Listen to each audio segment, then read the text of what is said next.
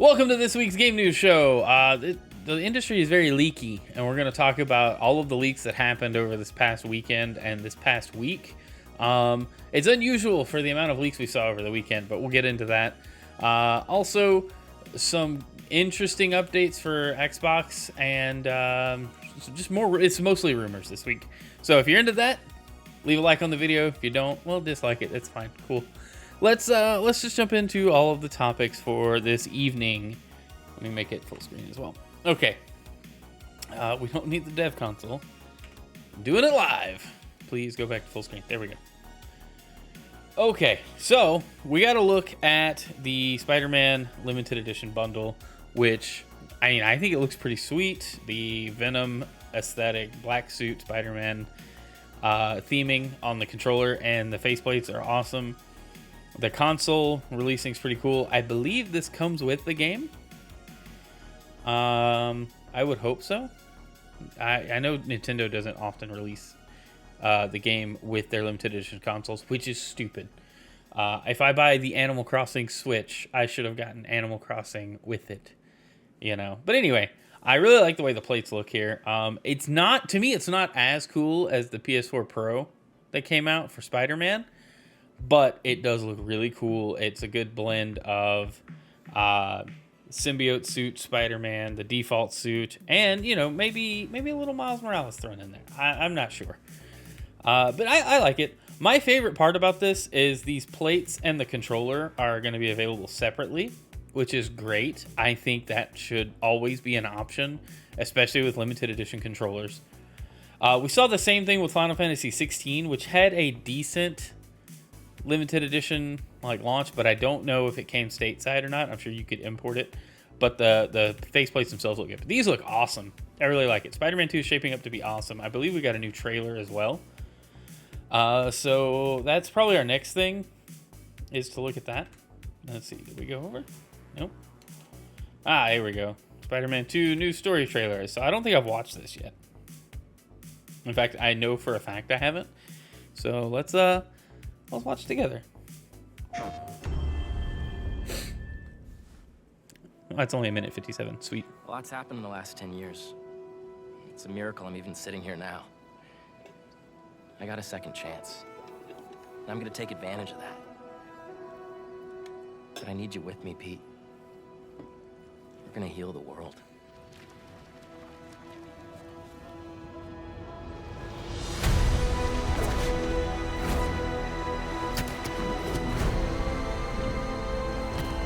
Guys, this is my best friend, Harry. Hey, good to meet you. New job, huh? Still gonna have time for tutoring? We'll figure it out.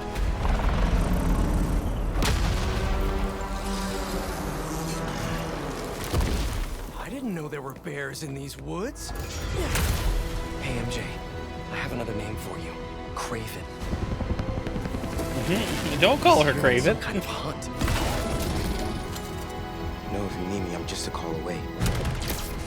Lee, you don't know what you took from me. All Miles talks about is how to be a better Spider-Man. How to help you. What the hell's going on with Pete? He's not himself. Go help him. This was our dream. It's gonna be so good. Going to lose him. We're going to heal the world.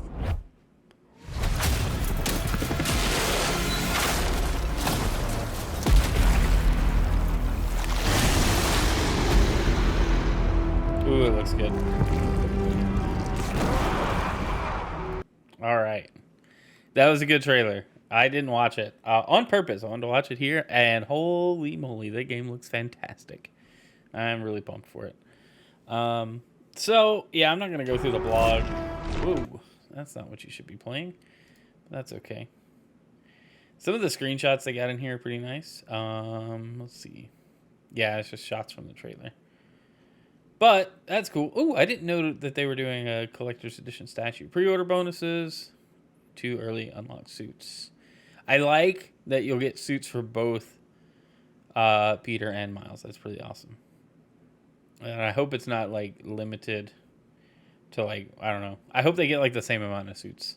That would make more sense to me. But anyway, all right, let's move on. We have more PlayStation things to talk about.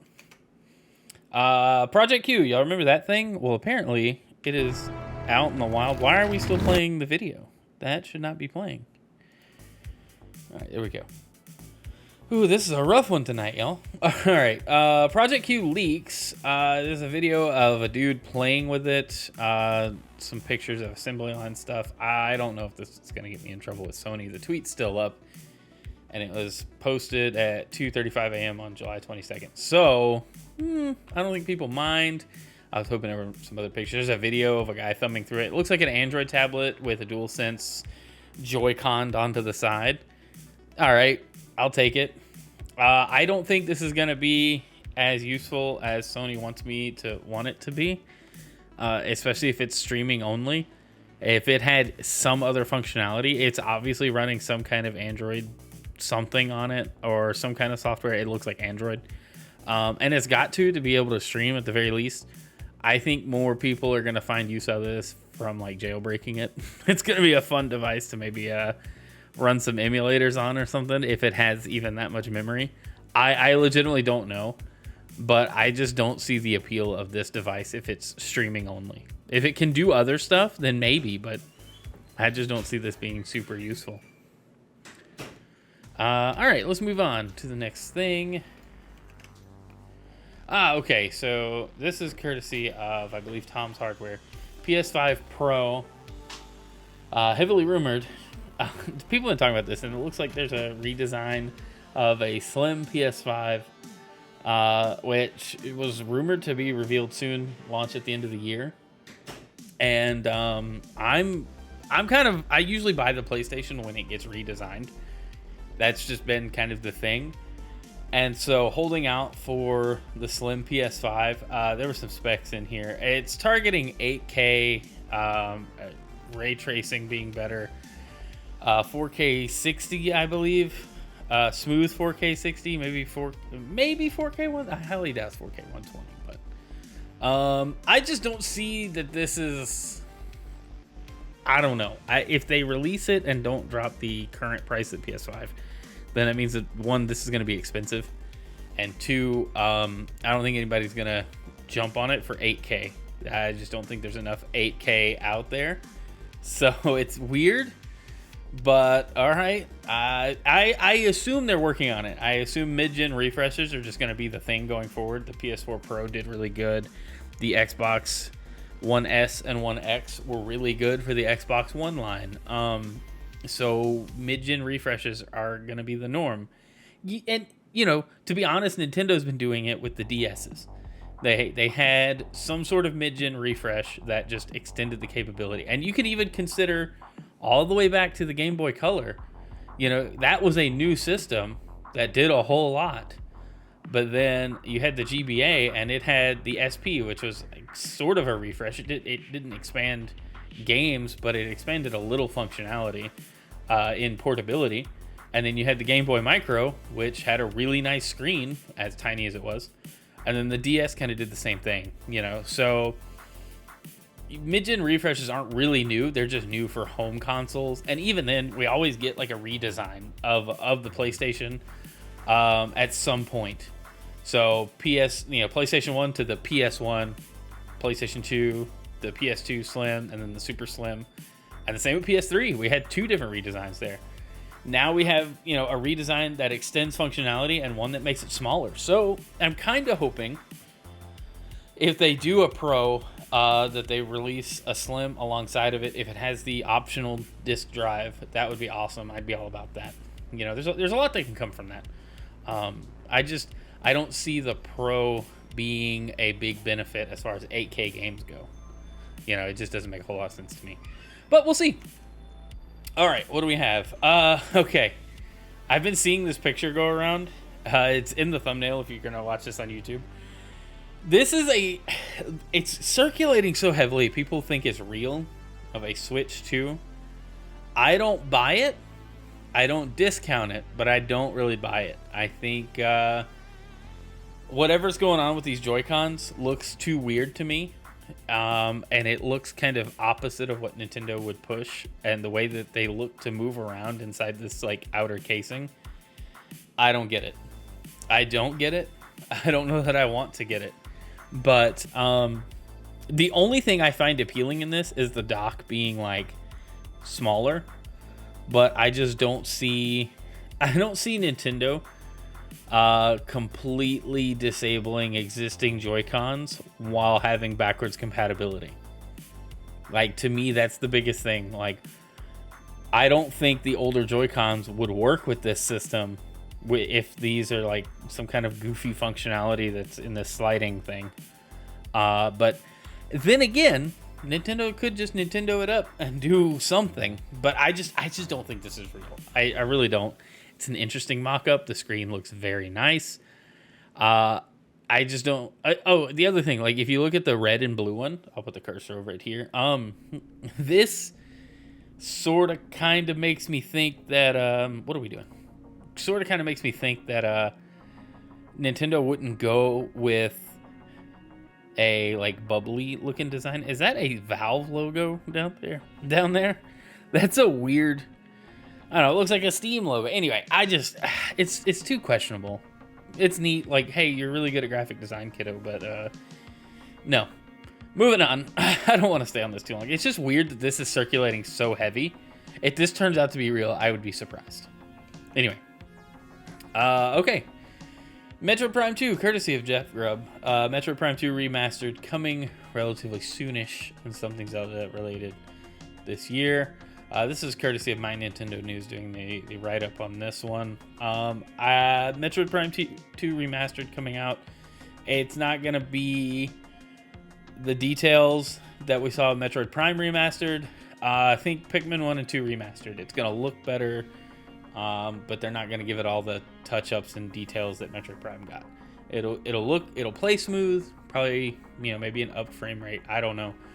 But I think overall, the best benefit's going to be playing with the modern controls to play it like Metroid Prime on the Switch, but that's probably going to be it. It'll look like the GameCube game scaled up to 1080p, which is fine. I mean, Pikmin 1 and 2 look decent. Obviously, some of those visuals are dated, but it can work. I'm looking forward to just being able to play through all the Metroid Prime games again on one system. We had the Wii version, Metroid Prime Trilogy. Maybe that's the value of that just goes down because it's locked to the Wii and we're on the Switch now. But cool, I want to see. The other thing with the Zelda related thing, it's not Tears of the Kingdom, but just something in the Zelda series. A lot of people are wishfully thinking that it's Wind Waker and Twilight Princess HD collection or games being released. If it is, cool. If not, bring some of the other stuff to the Switch. I don't know. The 3DS one, A Link to the Past sequel. I forgot what it was called. The one with the paintings. Anyway, let's move on. Blanking out hardcore tonight. All right. Anyway. Sorry, I had to restart my machine, so all my tabs are just having to refresh. This was kind of a bummer. Ubisoft reportedly canceled a sequel to 2020's Immortals Phoenix Rising as it pivots to focus on its more established franchises like Assassin's Creed. This is coming from IGN, which I think came from something else.